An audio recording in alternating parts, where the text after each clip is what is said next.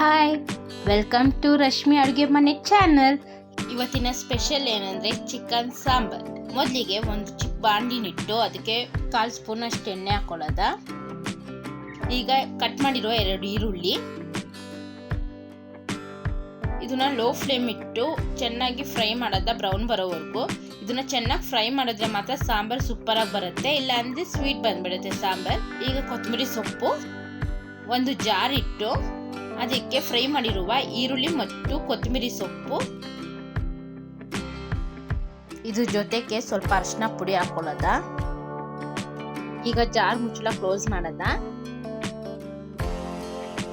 ಈಗ ನೋಡ್ತಿರ್ಬೋದು ಚೆನ್ನಾಗಿ ಗ್ರೈಂಡ್ ಆಗಿದೆ. ಇದು ವಾಟರ್ ಏನು ಹಾಕೋಕೆ ಹೋಗ್ಬಿಡಿ. ಈಗ ಮತ್ತೆ ಅದೇ ಜಾರಿಗೆ ಒಂದು ಚಿಕ್ಕ ಬೌಲ್ ಅಷ್ಟು ತೆಂಗಿನ ತುರಿ ಹಾಕೊಳ್ತಾ ಇದ್ದೀನಿ, ಮತ್ತೆ ಒಂದು ಟೊಮ್ಯಾಟೊ. ಈಗ ಇದನ್ನ ಫಸ್ಟ್ ಗ್ರೈಂಡ್ ಮಾಡ್ಕೊಳ್ಳೋದ. ಈಗ ನೋಡ್ತಿರ್ಬೋದು ಚೆನ್ನಾಗಿ ಗ್ರೈಂಡ್ ಆಗಿದೆ. ಈಗ ಅದೇ ಜಾರಿಗೆ 1 ಸ್ಪೂನ್ ಅಷ್ಟು ಚಿಲ್ಲಿ ಪೌಡರ್, 1 ಸ್ಪೂನ್ ಅಷ್ಟು ಧನಿಯಾ ಪೌಡರ್ ಹಾಕೊಂಡು ಮತ್ತೆ ಅದನ್ನ ಗ್ರೈಂಡ್ ಮಾಡ್ಕೊಳ್ಳೋದ. ನೋಡ್ತಿರ್ಬೋದು ಚೆನ್ನಾಗಿ ಗ್ರೈಂಡ್ ಆಗಿದೆ. ಈಗ ಚಿಕನ್ ಸಾಂಬಾರ್ ಮಾಡಕ್ಕೆ ಒಂದು ಕುಕ್ಕರ್ನ ಇಡೋಣ. ಕುಕ್ಕರ್ ಬಿಸಿ ಆದ್ಮೇಲೆ ಒಂದು ಸ್ವಲ್ಪ ಎಣ್ಣೆ, ಒಗ್ಗರಣೆಗೆ ಒಂಚೂರು ಈರುಳ್ಳಿ,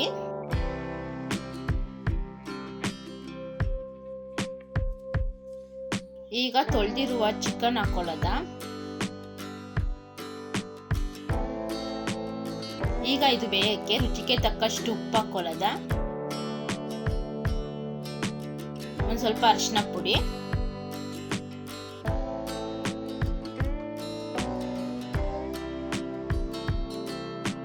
ಉಪ್ಪು ಅರಿಶಿನ ಹಾಕಿರ್ತೀವಲ್ಲ, ಈಗ ಅದನ್ನ ಒಂದ್ಸತಿ ಫ್ರೈ ಮಾಡೋದ.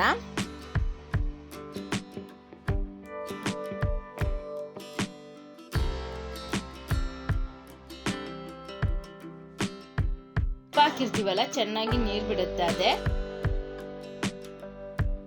ನೀರು ಬಿಟ್ಮೇಲೆ ಒಂದ್ಸತಿ ಅದನ್ನ ಫ್ರೈ ಮಾಡಿ ಆ ನೀರೆಲ್ಲ ಹೋಗೋವರೆಗೂ ಹಂಗೆ ಬಿಟ್ಟು, ನೋಡ್ತಿರ್ಬೋದು ಚಿಕನ್ ಸ್ವಲ್ಪ ಬೆಂದಿರುತ್ತೆ.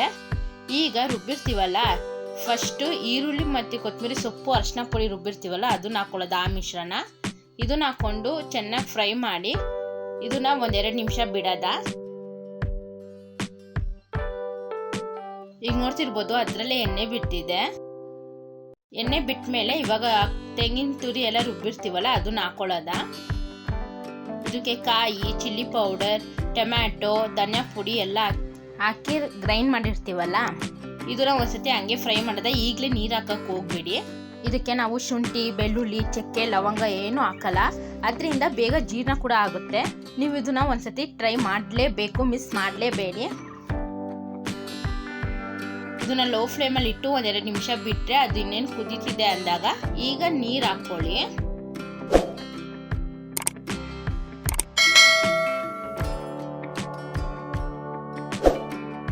ಇದಕ್ಕೆ ತುಂಬ ಕಡಿಮೆನೂ ಹಾಕಕ್ಕೆ ಹೋಗ್ಬಿಡಿ, ಜಾಸ್ತಿನೂ ಹಾಕಕ್ಕೆ ಹೋಗ್ಬಿಡಿ. ನೀರನ್ನ ನೀವು ನೋಡ್ಕೊಂಡು ಹಾಕೊಳ್ಳಿ.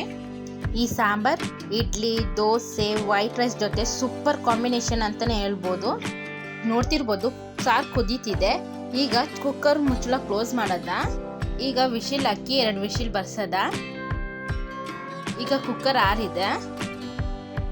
ಈಗ ಕುಕ್ಕರ್ ಮುಚ್ಚಳ ಓಪನ್ ಮಾಡಿ ನೋಡೋಣ.